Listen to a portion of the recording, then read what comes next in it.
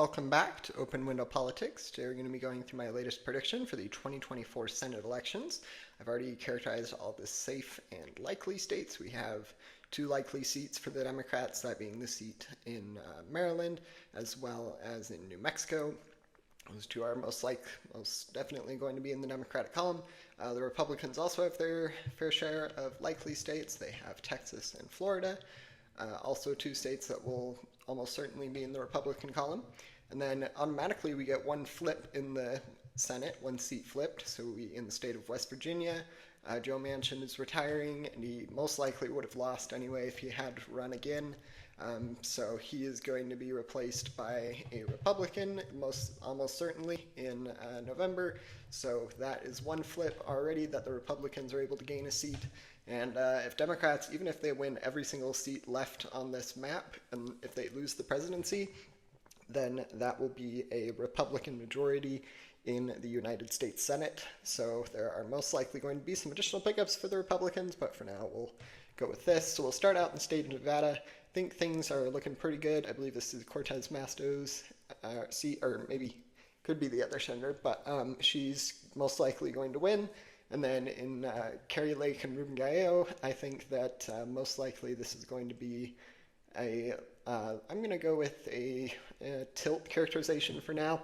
I think that it's probably going to be maybe it'll be by a lean margin, but for now we're going to go with tilt.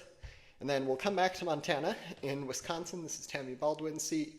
She's a pretty well-liked, popular senator, so I'm going to give that as a lean Democratic rating for now. Then we get to the state of Michigan. I'm going to give this as a tilt Democrat makeup, or tilt Democrat for this seat. If it'll go, there we go.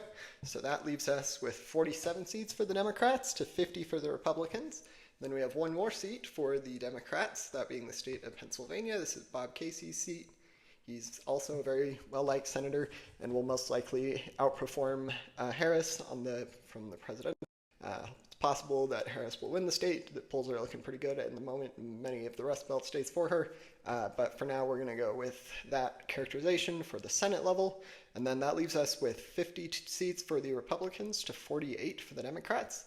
And Republicans are lucky enough that they will be able to pick up an additional seat, that being, and this is going to be a flip, in the state of Montana. This is most likely to be by a lean margin. There is an incumbent Democratic senator, so he will probably be doing slightly better than if this were just a Republican seat that a Democrat was challenging. So he probably, but generally Montana votes pretty solidly Republican, so for him to bring it to a lean characterization is pretty impressive. But nonetheless, that is a pickup for the Republicans. And with that, no matter what happens in the state of Ohio or in the presidential election, that will be a Republican majority in the Senate. But I am actually going to change my latest prediction for the state of Ohio. I think it's going to be really close, but for now, I have a hard time believing that, because I think Trump will probably win it on the presidential level by probably somewhere in the realm of 8 to 10 points. And that'll be quite the gap to bridge for the Democratic Senate candidate here. It's possible. That's why I do it as tilt. I think it could go either way. I could see Ohio is probably the state that I could see the most likely being able to flip to the Democratic Party. It would be by a very narrow margin. Sherrod Brown, he's a pretty well-liked senator, but he is nonetheless a Democrat in Ohio, so that's a pretty tough job to fill, especially when election year comes around. But this is my latest prediction. It's 48 seats for the Democrats to 52 for the Republicans. Feel free to let me know if you have any questions about my prediction, and don't forget to like and subscribe. Thanks. Bye.